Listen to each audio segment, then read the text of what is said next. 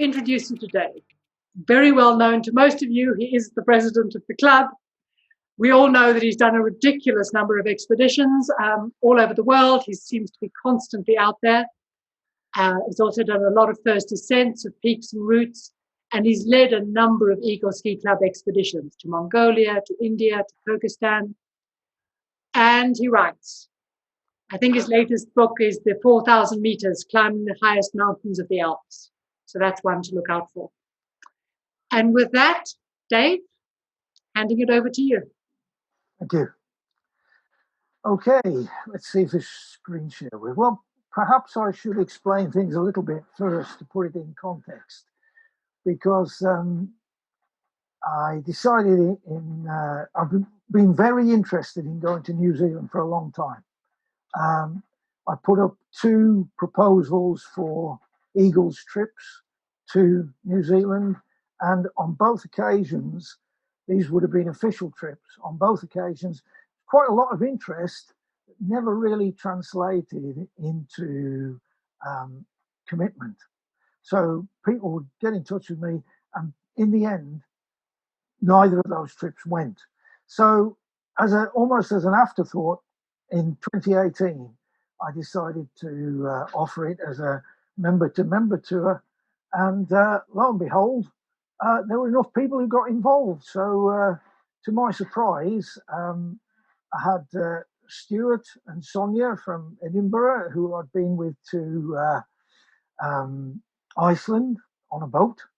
And then there was a friend of mine from Spain, Almudena, and Sam and Carrie Handley, who were living in Singapore. So it would be a short haul for them rather than the same sort of flight that we were looking at from the UK. So there were 6 people. And then lo and behold, other people sort of mentioned they might be there, including Harvey Lyons, a local Bristol resident, who said he might be out there and he would get in touch if it looked like their schedule could be matched up with ours. So suddenly there were people, and suddenly it was possible to make it run. And I was particularly interested because I've skied on every continent except Australasia. And if you're going to ski in Australasia, the obvious place to do it is New Zealand, because nothing else really matches up. So that was the motivation behind it. So that gives you a little bit of background on it.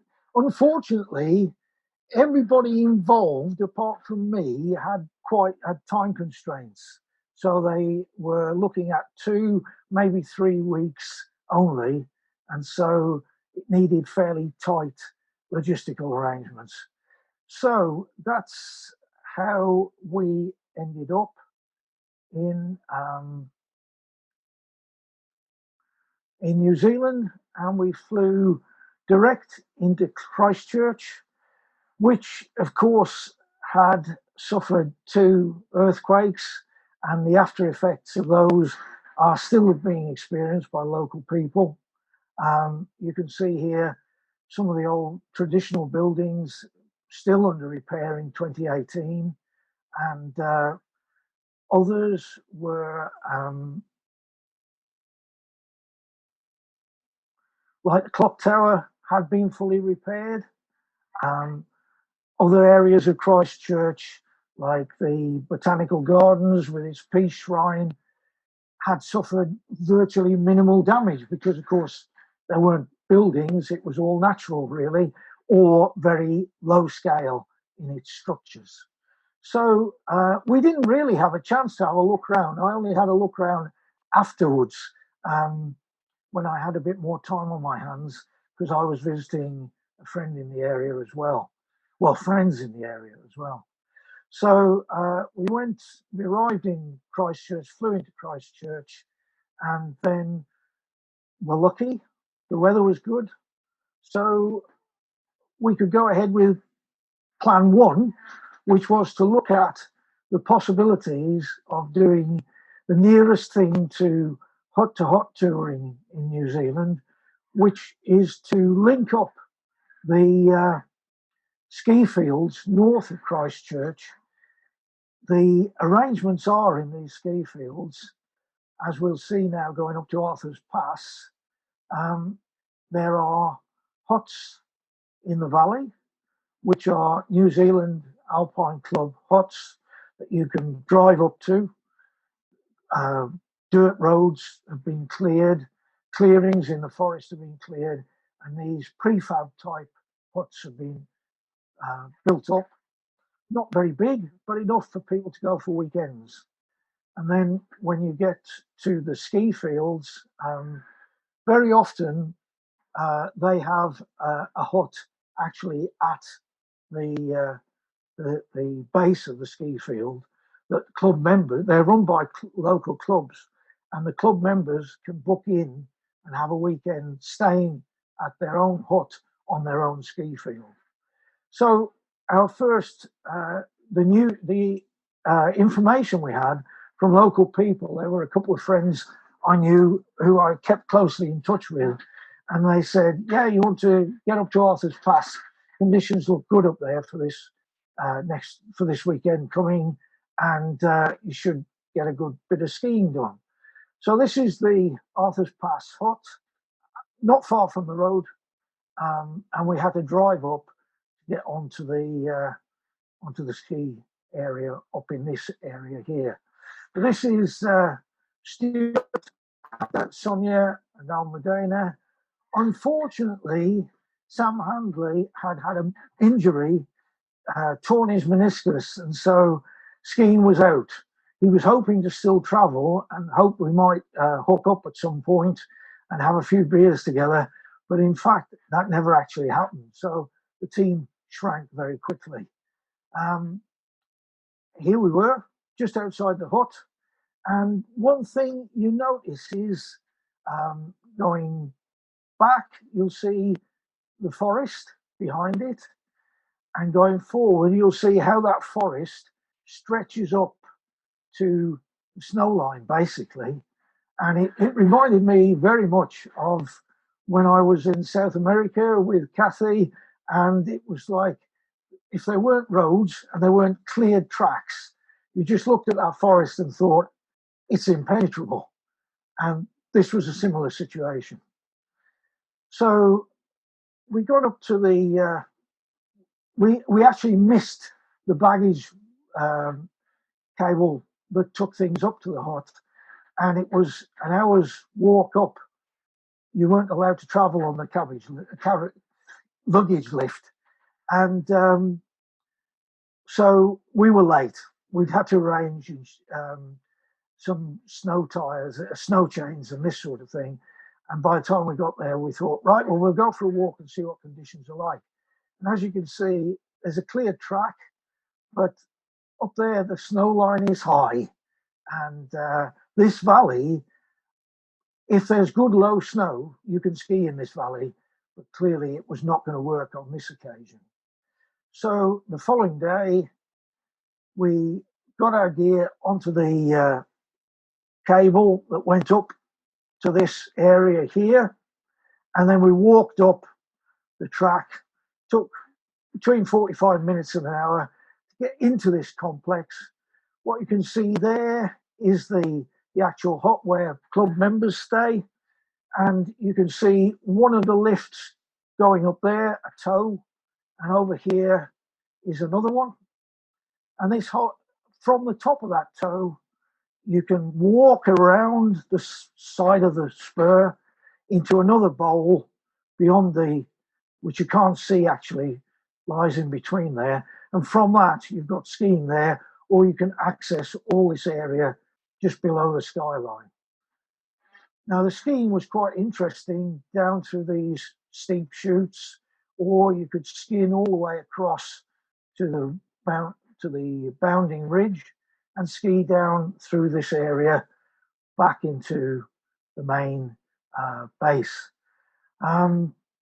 They charged us something like £30 for a day, which I thought was quite steep for 2 rope tows and a nutcracker, which was again an exciting experience where you flip this kind of nutcracker arrangement onto the rope, locked it in place, and whizzed off up to the top of the tow. this toe on the right was quite gentle, but the toe on the left was very steep. So that was the area of Arthur's Pass. The chutes were exciting. Some were a little bit icy, all was steep. An interesting day. This is walking across on the traverse path into the other bowl, which you can see appearing around behind the skier. And it was possible to skin up into these areas and ski down if you wished. We tended to stay in the sun. Here we are skinning across onto the boundary ridge. And we actually skinned up to that minor top and then skied off it. Quite nice scenery. Nobody was skiing down there for obvious reasons, but it was possible to ski over this little bit of a col here and drop down, but it hardly seemed worth it because there was only about 100, 150 meters of skiing before you reached the end of anything reasonable to ski. So then you just had to skin back up. But not crowded. This was on a Sunday. Some nice country. And skiing down from that ridge, a bit cut up, but nice snow, good skiing. So after that, the weather was supposed to be closing in. So we decided to use that time to travel and head further south. And what had been quite clear was that the snow line was not high enough for us to attempt plan A, which had been to traverse from ski station to ski station, staying at the club huts. That just wasn't going to be on because there wasn't enough snow to link the ski stations. So we decided to head south for Wanaka, which is a beautiful spot on the lakeside. No skiing actually in Wanaka, but a short drive away were ski stations. And clearly, with the snow line being so high and the forest being so dense, we had to work out ways of accessing the snow. So this was plan B, to access the snow via the access roads to the ski stations and to find ways of skiing the back bowls and any tours that we could link from those. So there we were at Wanaka, nice place to stay, nice place to chill out. And this is at Cardrona, which it was about 45 minutes hours drive from Wanaka. You can see it's quite popular. Lots of people drive up there. You can get your skis on from the car park. And interestingly, we could skin up the boundary of the ski resort, and that was immediately adjacent to a cat skiing enterprise, which also they had no objections to us skiing up the boundary. And at the top, you could get into back bowls, you could ski minor tops around there and get some interesting skiing done. The nice skinning, nice scenery, lovely weather. And when you got to the top, you got an idea of the country. Now, all that in the background gives you an idea of the extent of the terrain that could be skied, but I would hazard a guess that most of what you can see there in the background is extremely rarely skied just because of the problems of access. It's either too much forest, there's no trails, or there's no roads going into the area, and some, with their New Zealander appetite for tramping, were quite keen to backpack their skis into fairly remote huts, mostly used in summertime, and try to ski from those areas. But it was really hard work, particularly when the snow line was so high. So, I'm getting less masochistic in my old age, and I certainly wasn't going for that. Anyway, we were getting skiing. We skied down into the area adjacent to the cat skiing area, and had some lovely runs.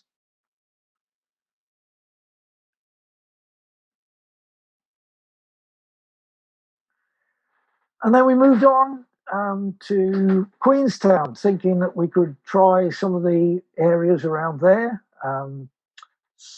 areas like the Remarkables and Coronets, which both looked promising. But Queenstown was very different in its atmosphere. You can see the snow line is still high, even though we've gone further south.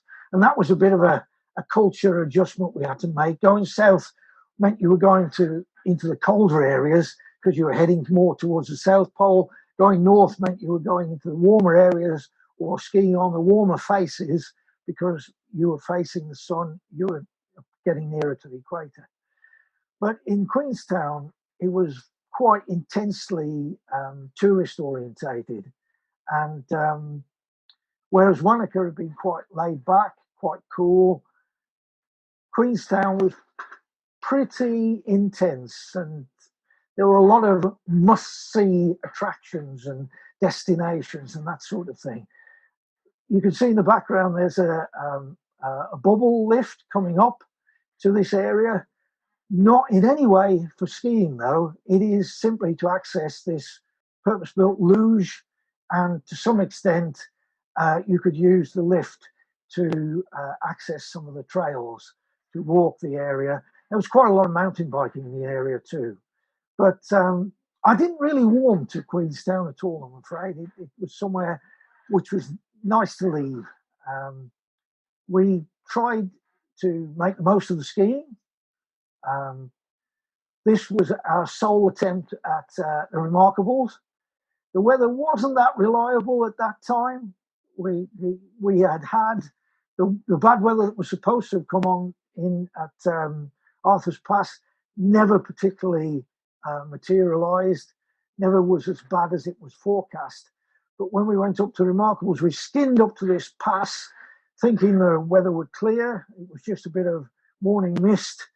And at the pass, decided to scrap the idea of skiing down, traversing, and then coming back over another pass because it was just too clagged in to have any confidence in doing that. So we just skied back the way we'd come, back down the edges of the station.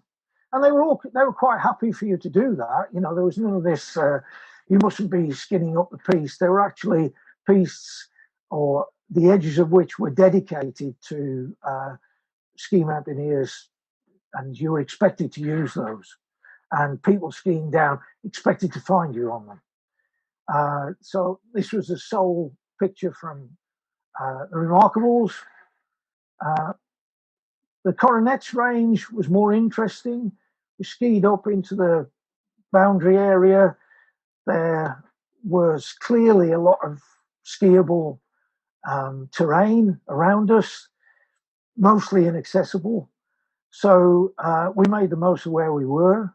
And this was along the ridge. To the right is south, the left is north. And we had some nice runs down into the bowl on the right.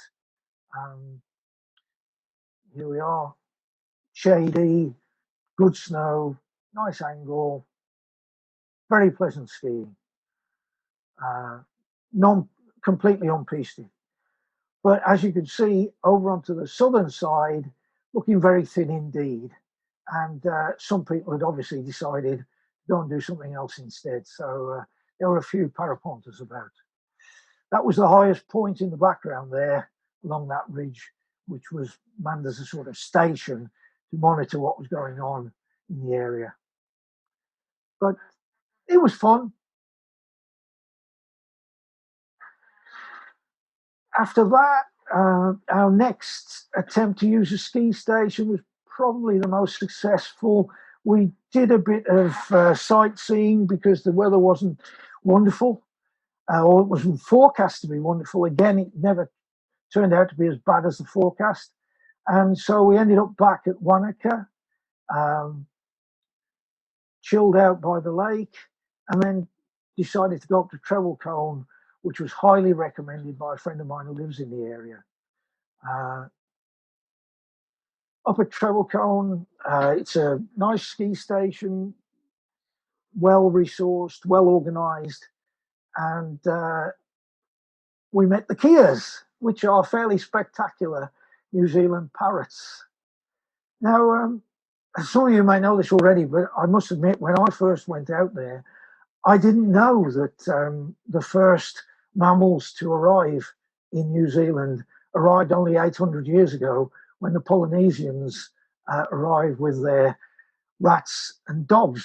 Before that, it was entirely populated by birds and reptiles and amphibians. So the arrival of a succession of different mammals has created all sorts of environmental problems for the islands. But the Keas seem to have thrived on it, and they certainly made themselves at home around the eating places. There were big signs saying "Don't feed the Keas."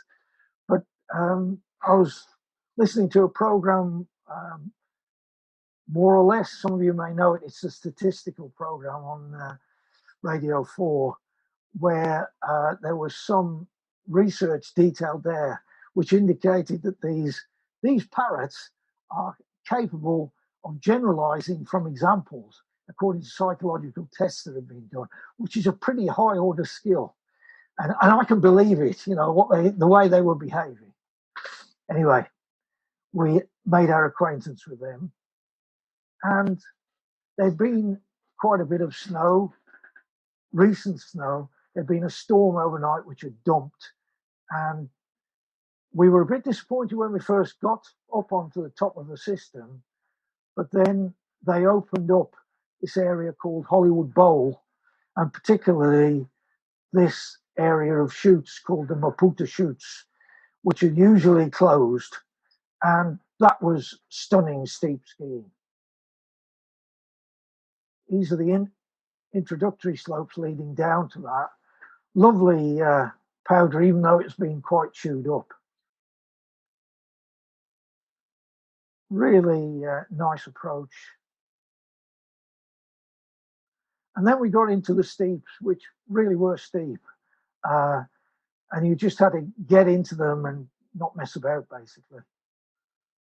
We were going down there, one at a time, very carefully, but actually going for it. As you can see, this is Almudena. I was above looking down on her at this point as she made her assault on that pitch. And then I followed. And then she followed me down the next step. Fairly spectacular terrain. Sorry, I should go back there. The irony was that when you got to the bottom of the chutes, this kind of emphasised a point about New Zealand, which was that we got to the bottom of the chutes, and in any European resort, you'd expect there to be some uplift because there were a lot of people skiing this without touring gear, and you're looking around for where's the uplift to take us up to link back into the system, and there basically wasn't any. People who hadn't got touring gear were basically taking the skis off and walking up for like 30, 40 minutes up to get to the nearest lift, which was a bit daunting for them, but it was still exciting skiing, so worth doing. We had the advantage in that we could stick our skins on and be up there in about 20 minutes.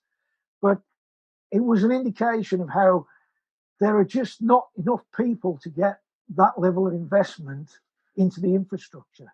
And it's the same with access to remote areas. That access is still difficult because not many people want to go into those remote areas. That's why they're remote. And so, they haven't got roads bulldozed through. They haven't got accommodation. There's less than 5 million people, and they can't raise the taxes from 5 million people to build that kind of infrastructure. They haven't got the number of customers to actually build that infrastructure into their ski resorts. So that was a bit of an eye opener. Anyway, yeah.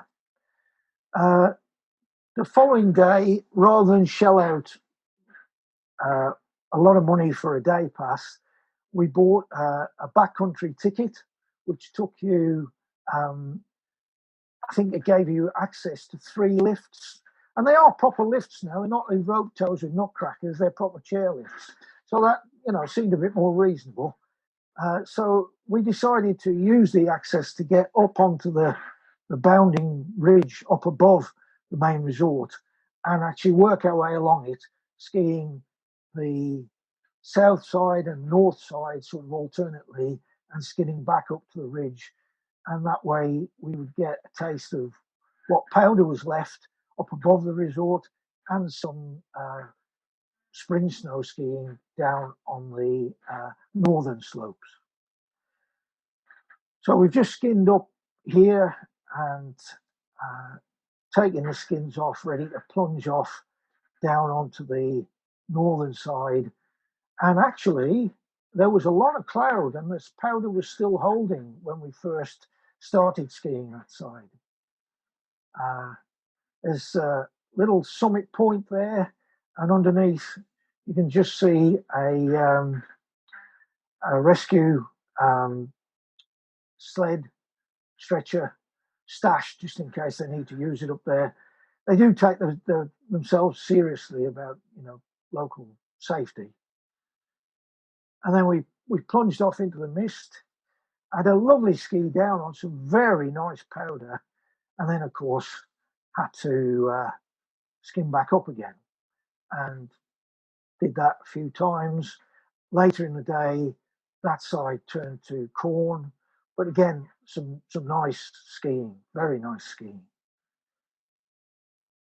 And after that, we felt like we kind of skied out the potential around there, and it didn't look like there was a lot of other alternatives. So I've put together there a kind of mishmash of different resorts that we visited in order to make use of their access and make the most of what they had to offer in terms of backcountry skiing up in those areas.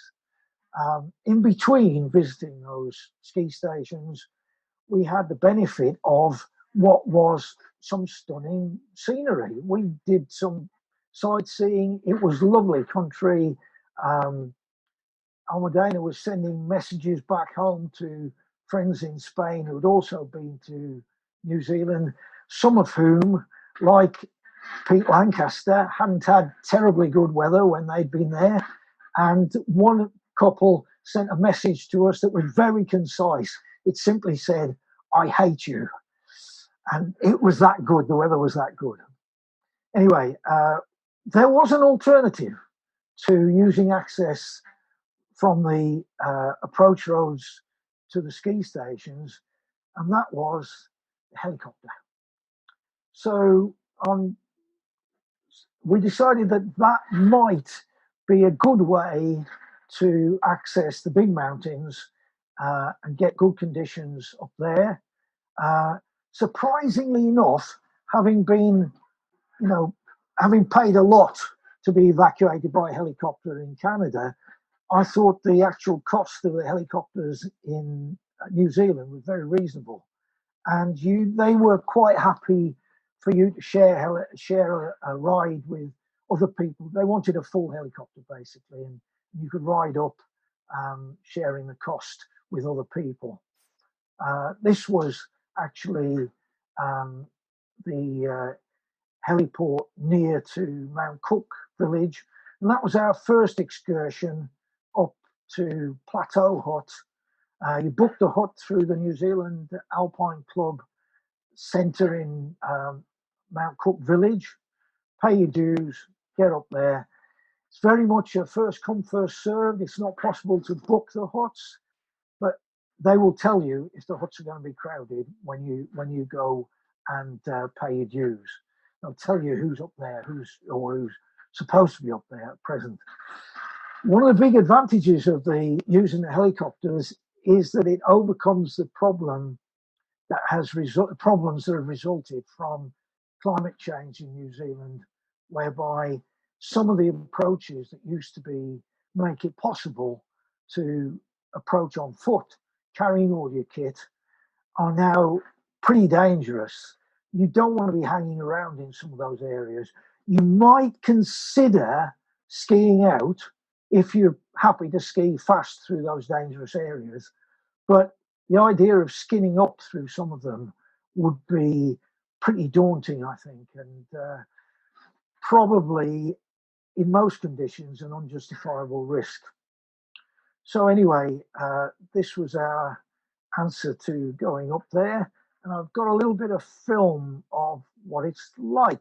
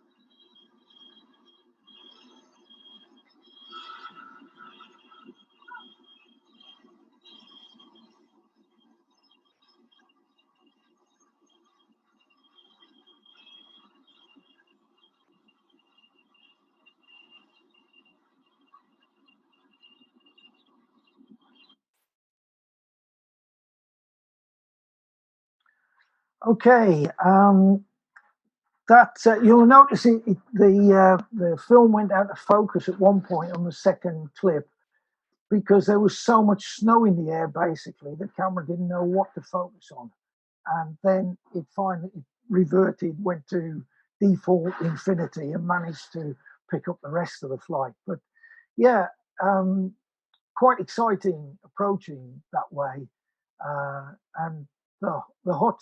This is the flagship hut, mountain hut of the New Zealand Alpine Club. It takes only 33 people, though. That's worth bearing in mind. These huts don't cater for hundreds. This is one of the biggest, and it's 33 people. So there are cases I read about where people rocked up at the huts thinking they were going to be able to stay, found it full, and had to bivouac in a snow hole outside. So that's one of the complications about mountain huts in New Zealand. They are very eco-friendly, though. This is the arrangement like in Canada, where you have the toilet outside and the drums of waste are helicoptered out regularly as soon as they fill up, sort of thing, in order to make sure that mountain air environment isn't polluted in that way. So Sonia and Stuart and Almudena and I flew up to the hut for a few days. It's just under the face, I think it's the south face of Mount Cook. views are nice, basic inside, but quite comfortable, spacious, very cold. There's no heating. The cold actually really surprised us, both in the huts on the mountain and in the valley, given that it was sort of August, September that we were visiting. And I would have thought that was like the equivalent of spring, but it was a damn cold spring. We had to take all our food up, sleeping bags, very much like the Canadian situation. There was light and stoves to cook on, but that was it basically. Mattresses, sorry. There were no blankets, although it did say in the hut information that we had, in the most up-to-date hut information, it said there would be blankets. So it was a good job we didn't rely on that. There were probably in the whole hut about half a dozen, which wasn't good going.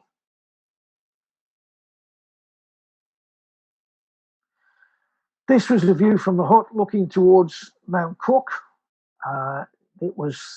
That's the summit there. And I did nurse some ambitions of climbing the Linda Glacier up here, which brings you out on a shoulder up here, round behind this spur, into this area, and then you get onto a shelf.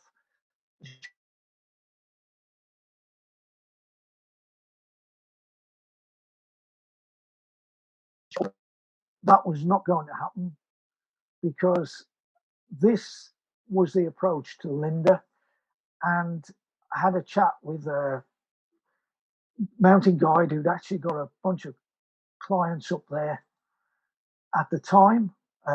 Bit of a legend, apparently. I learned later, a guy called Nick Craddock, and he was saying that the Linda route now is so dangerous because of Serac Fall, basically. You can see his team just here, right at the bottom of the picture, and he never took them further than this area here to ski and also to practice crevasse rescue, because he reckoned that the Serac Fall off this area here and this area here and even off here was such that he just didn't want to risk losing a client, basically. And around the corner, you go up around this corner here, between that, and the glacier curls around further. And again, both sides of the glacier are threatened by Serac Fall. So whilst the snow conditions were actually very good up there, they'd actually had a very big dump of snow early in the season, a huge dump of snow. And then they'd had nothing for a long time. So as the continual good weather, sunshine had melted off the snow on the lower slopes, but it was too cold for it to do so at these sort of altitudes. So most of the crevasses were completely full. You know, the crevasse danger was virtually zero. And he was telling me about how he had to go and look for crevasses in order to do his crevasse rescue training in them, because the normal ones that he would have used closer to the hut were just filled up on this occasion. So he was an interesting guy. He came over and had a chat. Reckon we were about the same vintage, so you know we traded stories for a while. But we were quite cautious about getting into this area and just made the most of the day tours we could do from the hut. Behind the hut was this glacier dome, which gave some nice skiing down slopes onto the glacier below. And also, which we didn't do on this occasion, but later, you could ski the other way down towards what used to be a descent route. And there's lots of possibilities of going much lower and enjoying the skiing down there and then skinning back up to this sort of area somewhere here to get back to the hut. Lots of possibilities. His team, that's Nick there, making a beeline for that. And the other guys sticking to the beaten track. They just yo-yoed on this slope most of the day. The hut is over here, and we came around the bay up to this area, which is called Anzac Pyramid. It's a nice satellite peak of Mount Cook. Views are tremendous, as you can see in the background. That's the Tasman Glacier, and that's I think that's Malte Brun in the background there. And this is Tasman over here. Lots, just a superb area to ski, wonderful mountains. Just a question of getting up to the huts, spending a few days skiing out from the huts and enjoying what it's got to offer, enjoying the routes that are being offered. We actually climbed up to the summit of Anzac Pyramid, one of them anyway. I can't remember if it was the main one or not now. And then had some fun yo-yoing the slopes below. That's the summit up there. And we just had wonderful powder skiing down these slopes and then skiing back up, skiing down again and again, and finally skiing back to the hut. And watching the sun go down on Malte Brun.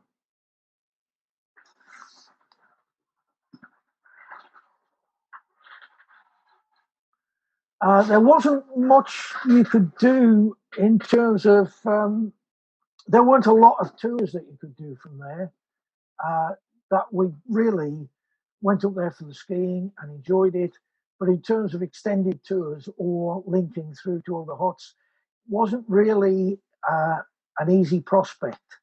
And so we made the most of having the helicopter bring up enough food and fuel and so forth. Sorry, we didn't need fuel there.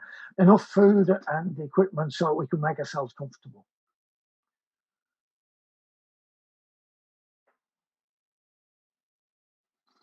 Okay. Yeah.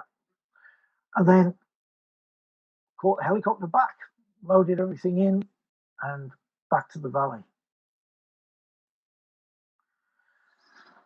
The other area we explored was on the south side of the range, more towards the west coast. And actually, we decided to, on both Stuart and Sonia and Almudena and I decided separately on two separate occasions that we were going to have a look at the west coast because it was supposed to be spectacular, and it certainly was. This was the kind of scenery, quite wild, the forest growing right down to the beach and making access to that coast quite difficult. In some places, though, it was easier where the rivers ran out and you had windswept beaches with amazing sort of drift, washed up, blown up in amongst the boulders on the beach, on the shore.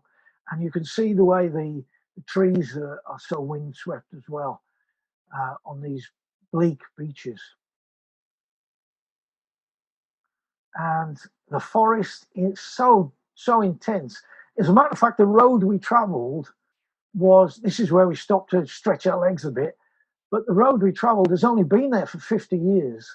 And before that, the only way those coastal communities could keep in touch was using the sea as a thoroughfare and just travelling by boat from one little harbour settlement to another. And the forest was just impenetrable. Areas that have been cleared near the coast for farms and so forth, there were one or two very rough droving roads, but not many of them linked up. And so you've got up there, above the tree line, above the snow line, you've got some really interesting potential ski mountaineering areas, but it's the access problem again. So back to the helicopter, we went to Fox Glacier Village and booked in to go up to the Pioneer Hut high up on the Fox Glacier. Again, taking all our stuff. In this case, we needed to take stoves and fuel, as well as sleeping bags and food, because there was no gas up there and no stoves to use as they had been at the Plateau Hut. But with the helicopter, it meant you could add, some variety to the food, and the hut was only 12 people, but there were only spaces for 12 people there. They assured us that we should be able to get in because there was a party moving out that day. So that's what we planned to do. And that was the hut. We set off at 9:20 in the morning. We're up there in about half an hour, and immediately set off to do a tour of these peaks in this area on the other side of the Explorer Glacier. So there's the hut in the background, skied down, and then started skidding back up the other side of the glacier. Quite steep to get up to the pass. Once we were up on the pass, the quality of the scenery was really quite wild, quite spectacular.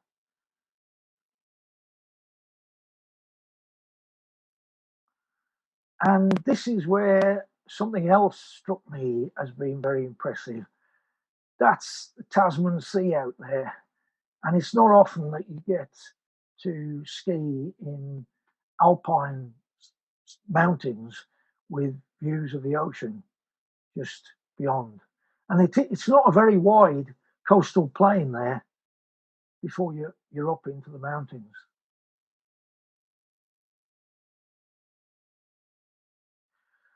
So we skimmed up past West Hoe Peaks, and we were heading for this Mount Von Bulow, which was a recognised ski peak that was in my guidebook and looked like it would give us some good views out over the ocean. So here we are on our way to it. And what a peak, the ideal peak to pose on. But again, looking back towards Mount Tasman and Mount Cook, giving you some idea of the sort of terrain, the sort of vistas that were opening up to us as we were getting onto these peaks. Now, this snow dome here is Von Bulow South, I think, something like that, and that was a nice alternative. But I brought my skis up to this. Almudena hadn't, and so I was determined to ski this peak, whereas she wanted to go down and actually get up onto this one. So we followed our separate inclinations. There she is on the summit, having left a rucksack there, and she was able to take some pictures of me on the main summit, preparing to ski down, and then actually taking the face pretty direct,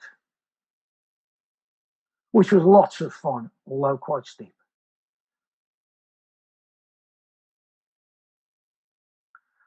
And then it was a question of getting back to the hut. So we didn't go back the way we came. We crossed another pass, passed under this ice-encrusted wall, and headed down onto the Explorer Glacier again through some pretty interesting glacial scenery.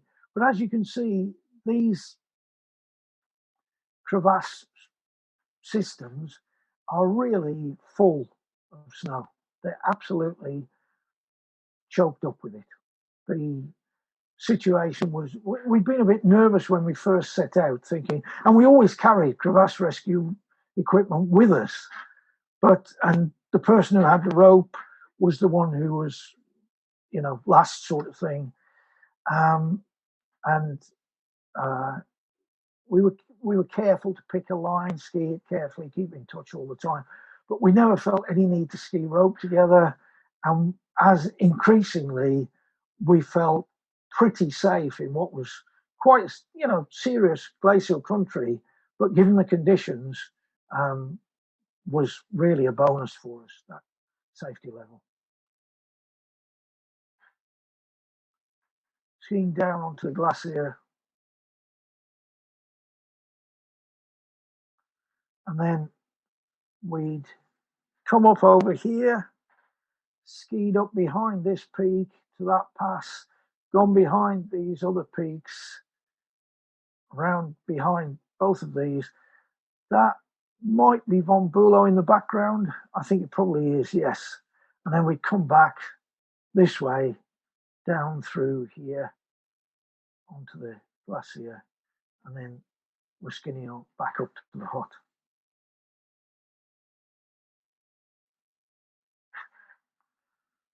And this is making our way back up onto Pioneer Ridge to get to the hut.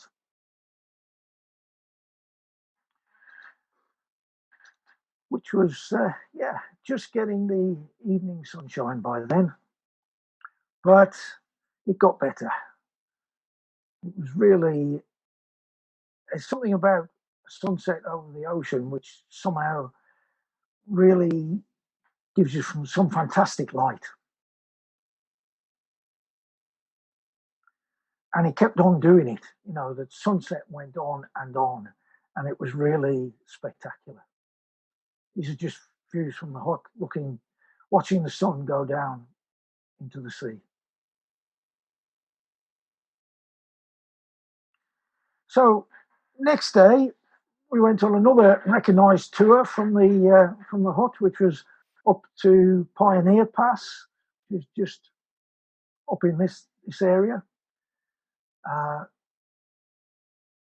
Skinning up to the pass, and then going behind this to a peak called Grey Peak, which should have been skiable, and then back down in this direction here. This is the Tasman Massif there. So we skinned up. This is the head of the pass, the crest of the pass up here. But we'd already worked out we would have to go up here in order to get to, this is Grey Peak up on the top here.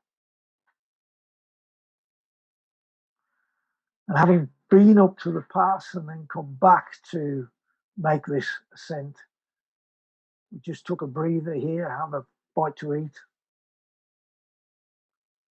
and then climbed up quite steeply to get onto the shoulder.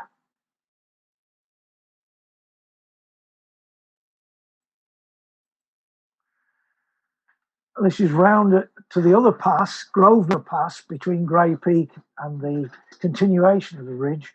And we're actually looking down there on the other side of the range, and that is one of the Anzac Peaks. This is the Anzac Peak group, and that's the slope we were skiing from Plateau Hut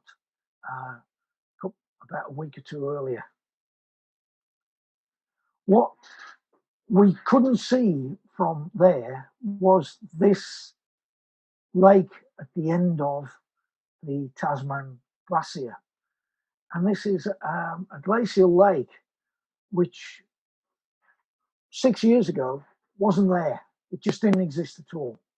The glacier finished amongst the moraine, and since over a period of about 4 years, this was from 4 years prior to 2018, that hadn't been there. And over that period of 4 years, it's built up a lake with, I don't know if you can just see, there's little floating icebergs in it. And with their usual eye to making the most of tourism, some companies had set up in Mount Cook Village doing kayak adventures on this little lake, which isn't so little now, but it's substantial now. Yeah, so it gives you a measure of some of the extent of the climate change effects that you see in the area. So the pass was pleasant to get up to. And then we got a view of Grey Peak, which looked perfectly reasonable until we started trying to get up there and realised that it was a wind-blown area, and underlying a thin layer of wind-blown snow was absolutely bone-hard ice. And the harsh ice were not going to bite on it. And it was an awful long way if you slid down there. So we thought better perhaps to avoid that. That's the sort of ice that was just under the surface, this kind of knobbly, windswept, frozen and refrozen hard ice. So we gave up on that, enjoyed getting to the pass, and just thought the mountain will be there another time. And I just prepared to enjoy the ski down. Again, the ever-present sense of the ocean just before the horizon. Great scenery and great skiing.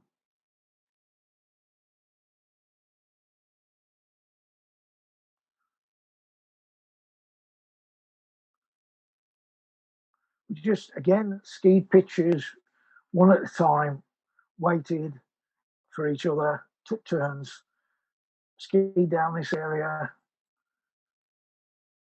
all the way. Lovely skiing.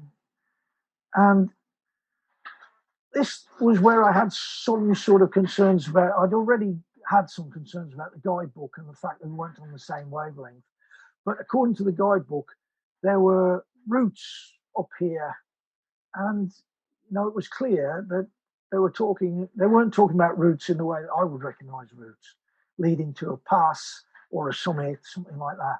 What they were talking about was actually you just skied up into this bowl until you couldn't go any further, and then you skied down again. And equally, you might just possibly, if this sort of Bergschrund hadn't been there, you might ski up into this area and as far as you could, and then ski down again. And there were even what they termed ski mountaineering routes, which essentially meant putting your skis on your back and climbing up before you skied down again, which to my mind was not what defined a ski mountaineering route, but actually defined some fairly extreme skiing route. So there was a problem to some extent with looking at the Pioneer Hut as a place to go, which appeared to have lots of routes in the area, but a lot of those routes were not the sort of routes that I was used to skiing or looking forward to ski. And in fact, although this was a really enjoyable route, we skied down to this point and it was only 1 o'clock. So we were like, well, this is like we've only had half a day. So we thought, well, I know what we can do. We can do it again. So that's what we did. We just set off and did the same route again because we'd enjoyed the ski down so much. Felt like a good opportunity to do it again.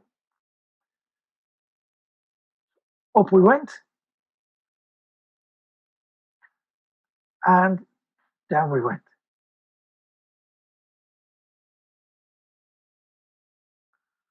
Snow was still good, a little softer, a little more tending towards corn, but still very pleasant. Okay. And then on our last day, we hadn't been able to negotiate a pickup for any less than lunchtime. So we just had a morning and skied along Pioneer Ridge. This is getting to the crest of Pioneer Ridge and looking over towards Pioneer Pass, which is where we'd been the previous day, Grey Peak, Grosvenor Pass, and we've been up there, around here, and down here, and then back over to the hut. And we spent the day, the morning, skiing this slope repeatedly until we ran out of time, and then skiing back to the hut where the helicopter picked us up and took us back down.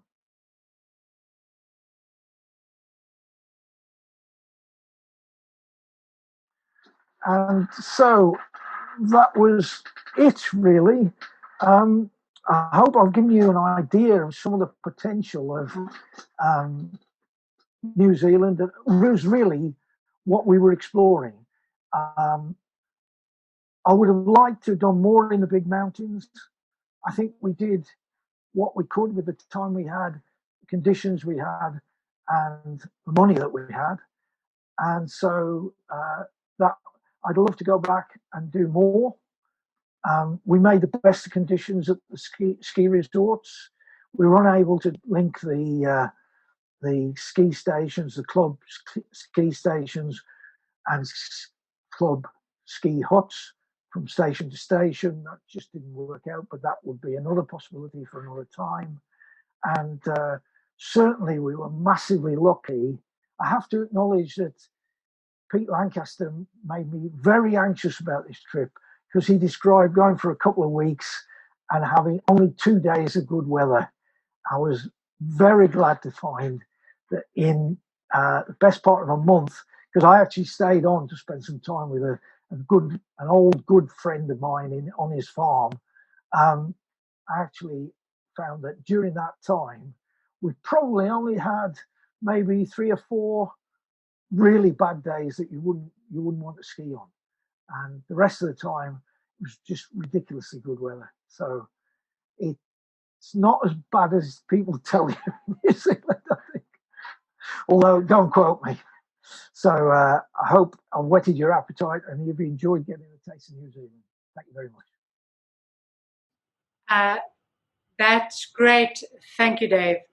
Let's see if I can swap around. I'll leave you with that view of the sunset. But if there's any questions people want to ask, I'll take those now.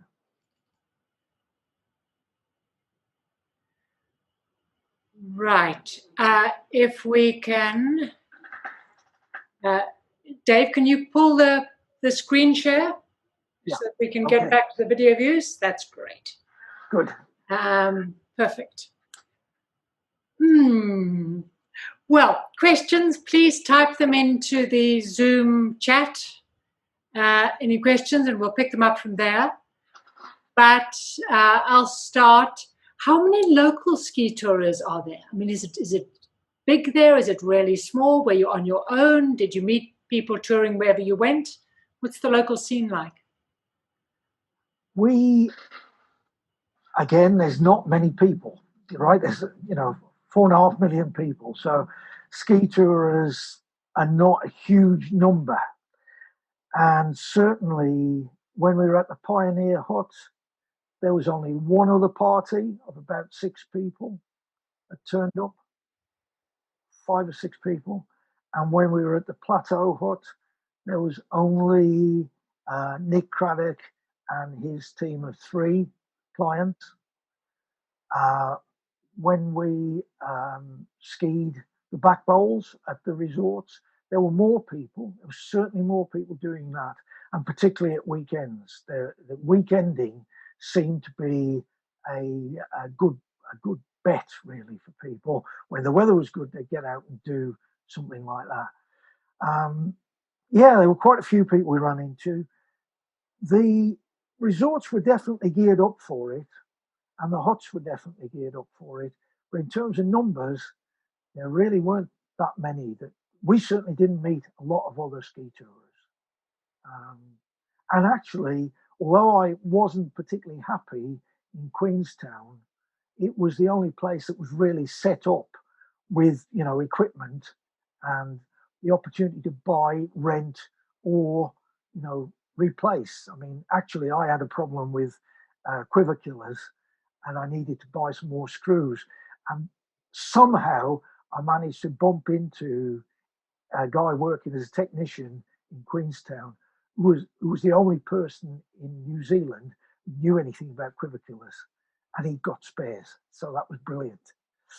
But that gives you some idea about it. Um, what I should say though is that you know, I talked about helicopters, and the people we met in the Pioneer Hut, they agreed with me that it was a problem. There was a lot more good ski touring country than you could get into. And they were saying that if you've got a convenient heliport, you could get into more remote skiing. You might have to pay more to for a longer flight, but you could actually go up and snow camp in an area and have a weekend, long weekend, something like that, skiing from tents on that sort of basis and explore some of the really unfrequented stuff, much of which we were seeing but had no idea how we were going to access. But again, the helicopters tend to be based in the, you know, tourist areas, based near their one where they're going to get business going up to the huts, that sort of thing. So that is right. There's a question from Mark. Do you think you were there at the best time of the year for that hemisphere? Well, I took advice on that, and that was the advice was to go. You know, August, September was a good time to go. Certainly, if you know, my friends, New Zealand friends, said that it is a bit of a gamble, and they did tell me after I came back there'd been a big dump of snow in October, so they did have a, you know, the ski season went on, and certainly if you'd been there in June, there was a big dump of snow then, but actually it was very cold when we arrived in August, and I imagine it would be positively Baltic in June. Absolutely, you know, it would be full on Canadian January type conditions, I think, in June. So it's a gamble. The place is an island, you know, and it's not a continental landmass. You can never, it's subject to depressions and weather conditions coming in off the ocean. So a bit like the UK in that respect, you can never guarantee the weather, but certainly we we had a good time, and I think the key to it is making the best of the conditions, having, you know, plan A, plan B, plan C, plan D sort of thing, and being prepared if all else fails, go and enjoy some of the wonderful scenery. Right, we've got a question from Ellie. What height are the ski resorts and what height are the heli-accessed huts and peaks? Right, it was about the 2,000 meter mark you were looking at, and the ski resorts didn't have a large interval between the car park and the top of the lift.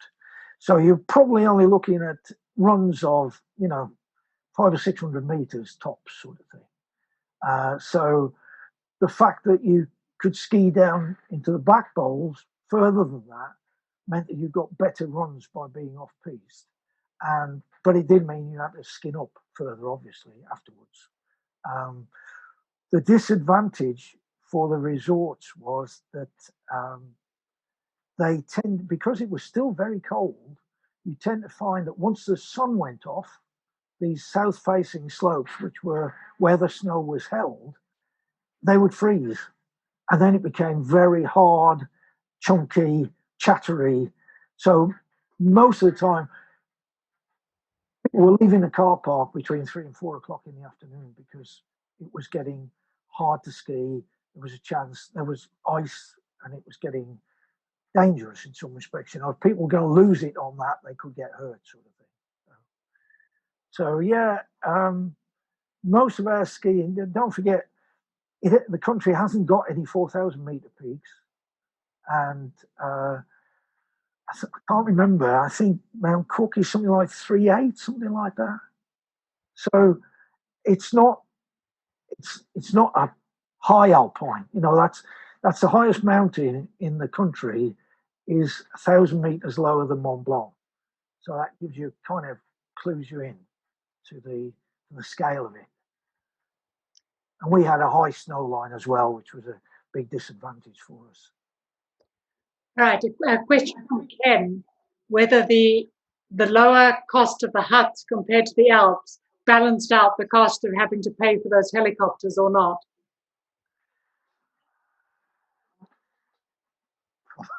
Yes.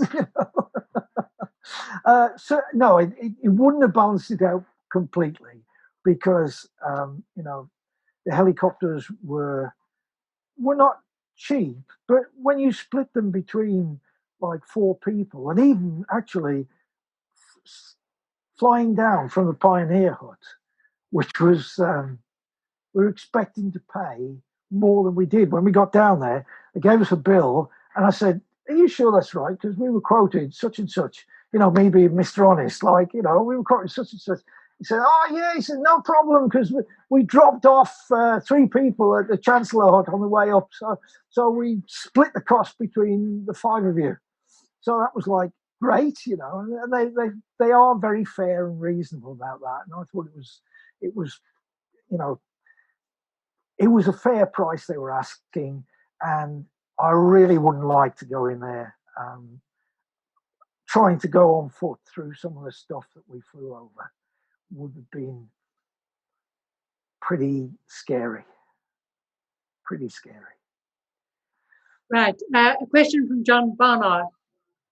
Is New Zealand an expensive place to go to compared to other long-haul destinations? Taking into account car hire, valley accommodation, helicopters, and so on. No, not at all.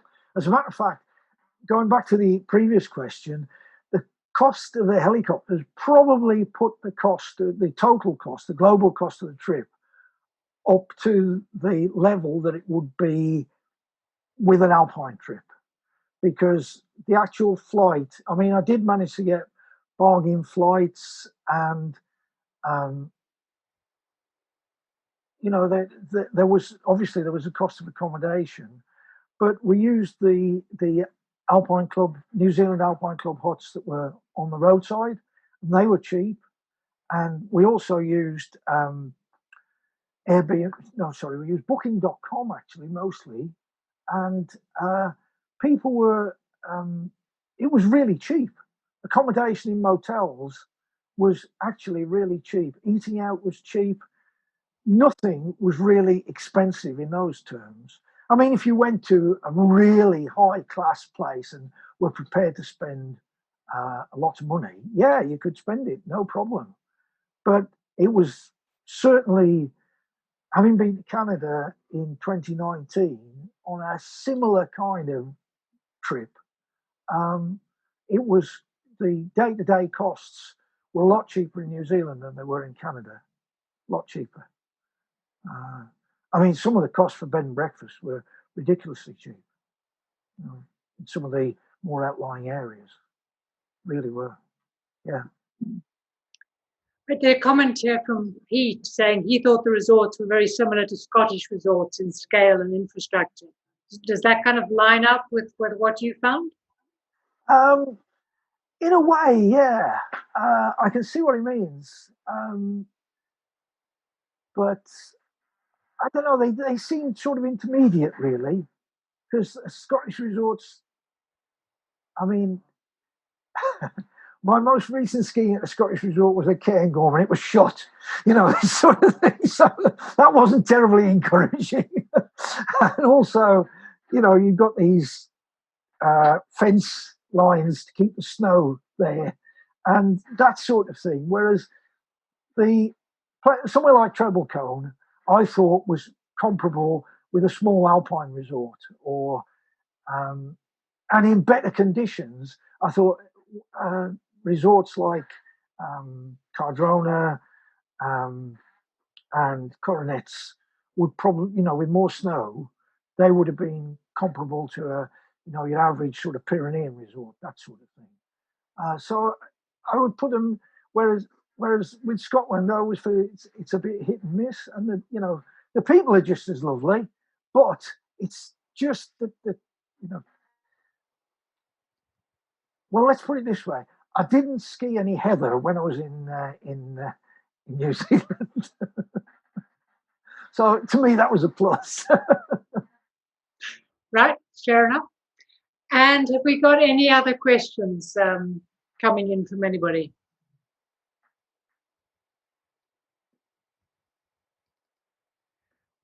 All right, in that case, I think that seems like a great place to line it up. Dave, thank you so much. Really interesting. And we do know COVID is kind of mostly under control in New Zealand, so it does seem like a nice place if they'll take us. Don't think it hasn't been very attractive to me just recently. The South Island of New Zealand does seem like a nice place if we're going to be stranded for months at a time. Absolutely. Thank you. That was great, really informative, some lovely pictures. Thank you, everybody, for coming. Great to see you all. Please join us again next month. We're continuing our tour around the world on skis and Canadian ski traverses from Owen Day, who's very much the expert in doing it right and has some hairy tales about what happens when you do it wrong. So we'll see you on Wednesday, 16 September.